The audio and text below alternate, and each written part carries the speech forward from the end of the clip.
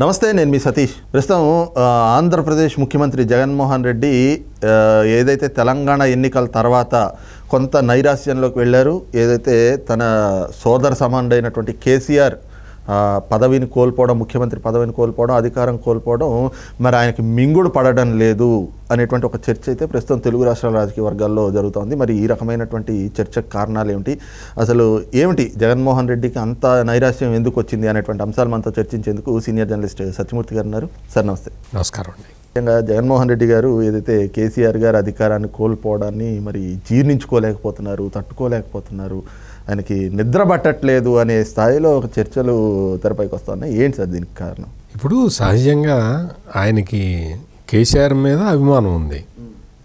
మీరే అన్నారు కదా సోదర సమానుడు అని. సోదర సమానుడు కన్నా ఎక్కువ, అంటే వాళ్ళిద్దరి మధ్య కొంచెం బిజినెస్ రిలేషన్ కూడా కొంచెం ఎక్కువ ఉన్నది.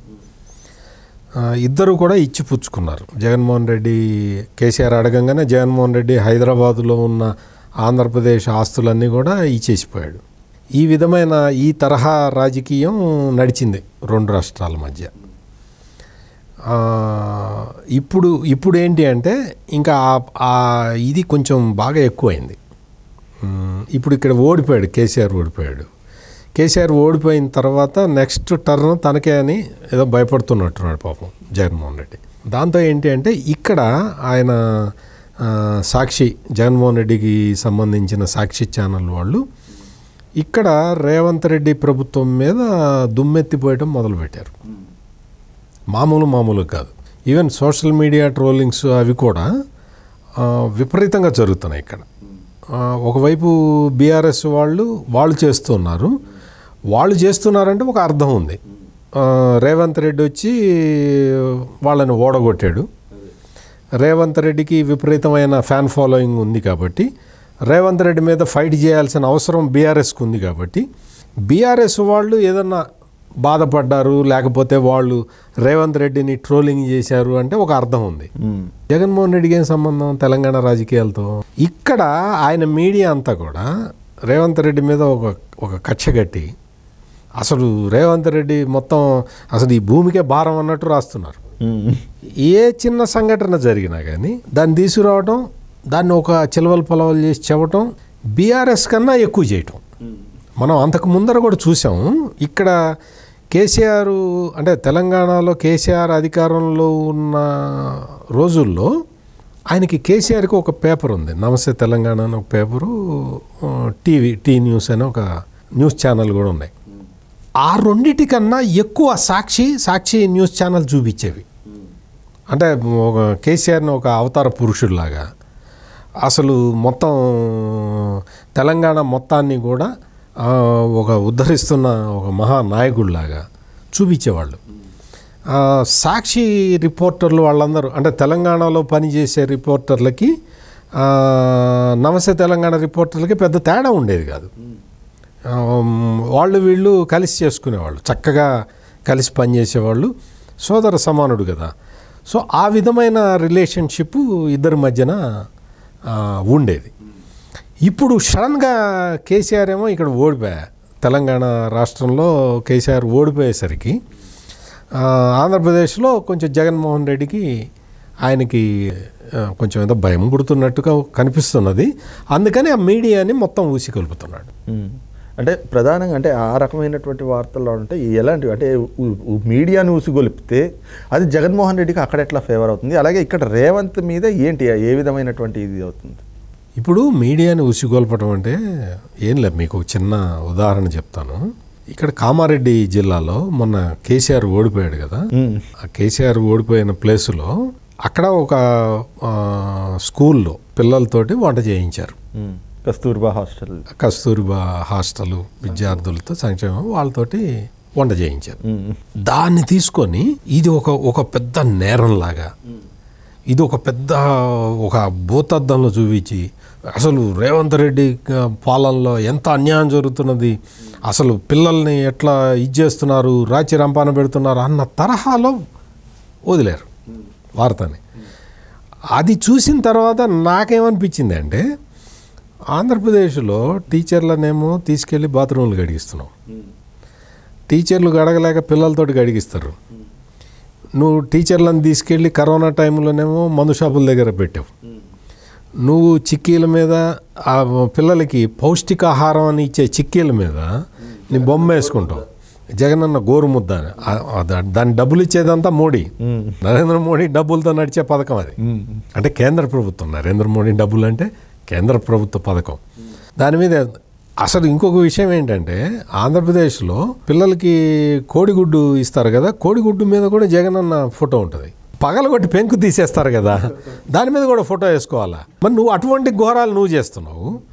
ప్లస్ ఇంకోటి ఏంటంటే అక్కడ సాంఘిక సంక్షేమ హాస్టల్లో అసలు నేను మొత్తం సన్న బియ్యం పెడతాను, ఆ బియ్యం పెడతాను, ఈ బియ్యం పెడతానని చెప్పి వాళ్ళ అక్కడ ఆంధ్రప్రదేశ్లో పౌర సరఫరాల శాఖ మంత్రి ఉన్నాడు ఒక ఆయన, కారుమూరి నాగేశ్వరరావు అని.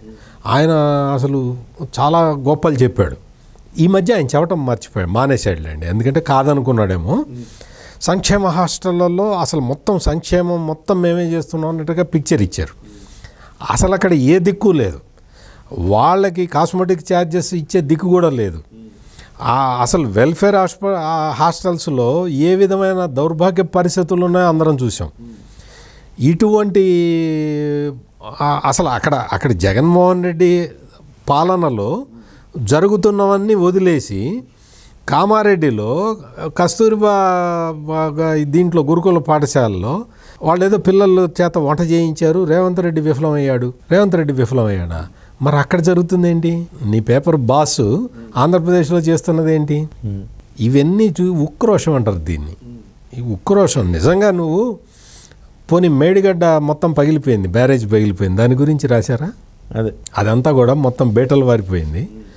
మేడిగడ్డ ఇంక మళ్ళీ పనికిరాదు, నీళ్లు నింపితే అది కొట్టకపోతుంది అని చెప్పి రేవంత్ రెడ్డి చెప్తూ ఉన్నాడు. మరి అది రాయాలి కదా. అంటే వాటికి చెప్తూనే ఉన్నారు కదా సార్, రేవంత్ అవగాహన లేని ఆరోపణలు, అవగాహన లేని పరిపాలన, అవగాహన లేని.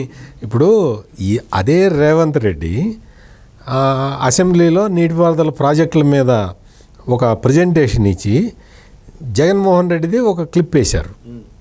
క్లిప్ అందులో ఏముంది? కేసీఆర్ ఎంతో దయాగుణంతో మాకు నీళ్ళు ఇచ్చాడు అని చెప్పిన క్లిప్ వేశారు.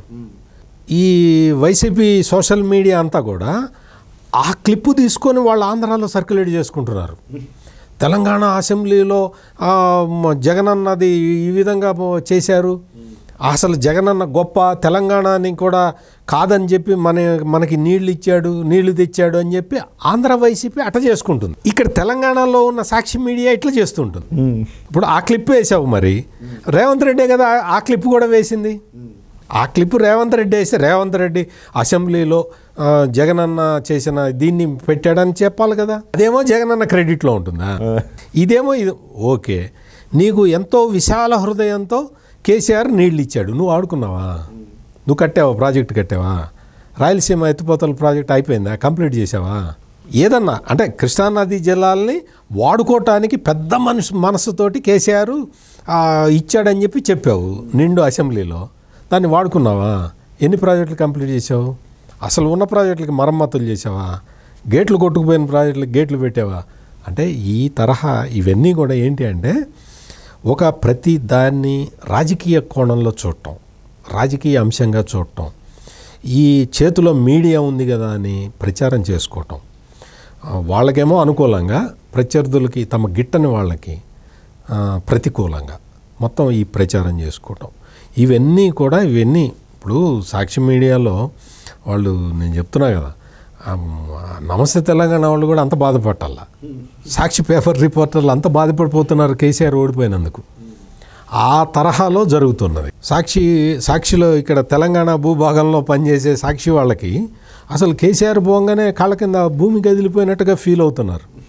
మరి అదేమి జర్నలిజమో మరి నాకైతే అర్థం కావట్లేదు. రైట్, ఇది చూస్తున్నాం కదా. ముఖ్యంగా జగన్మోహన్ రెడ్డి తన చేతిలో మీడియా బలం ఉంది కదా అని చెప్పేసి గురువింద సామెత మర్చిపోయినట్లుగా తాను చేస్తున్న తప్పుల్ని మాత్రం మర్చిపోయి ఈ రోజున తనంటే గిట్టని వాళ్ళు, తనకి ఎవరైతే గిట్టరో అలాంటి వాళ్ళందరిపైన కూడా ఇక్కడ తెలంగాణలో ఉన్నటువంటి రేవంత్ రెడ్డి ప్రభుత్వం పైన విషం చిమ్మడమే పనిగా పెట్టుకుని వ్యవహరిస్తున్నటువంటి తీరుగా అయితే ఇప్పుడు ఆ సాక్షి మీడియాలో వస్తున్నటువంటి కథనాన్ని బట్టి అర్థమవుతా ఉంది అన్నటువంటి భావన కూడా సీనియర్ జర్నలిస్ట్ సత్యమూర్తి గారు వ్యక్తం చేస్తూ ఉన్నారు. Thank you. నమస్కారం.